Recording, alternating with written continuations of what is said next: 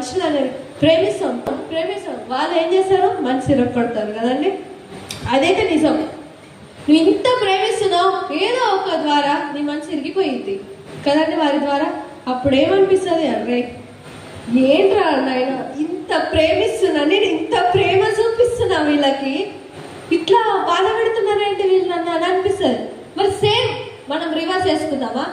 దేవుడు కూడా ఇంత ప్రేమిస్తున్నా వీళ్ళని, నేను ఇంత ప్రేమిస్తున్నా, వీళ్ళేంటి నా మనసు ఇరగొడుతున్నారు?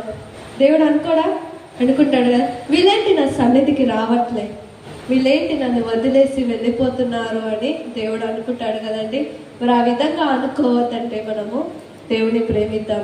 మనము ఆయన నుంచే ప్రేమ వచ్చింది కాబట్టి, ఆయన ప్రేమ శ్రేష్టమైనది కాబట్టి, ప్రజలు ప్రేమించకపోయినా నువ్వు ఎప్పుడైతే దేవుని ప్రేమిస్తావో నీకు కావాల్సినదంతా దేవుడు ఇస్తాడు.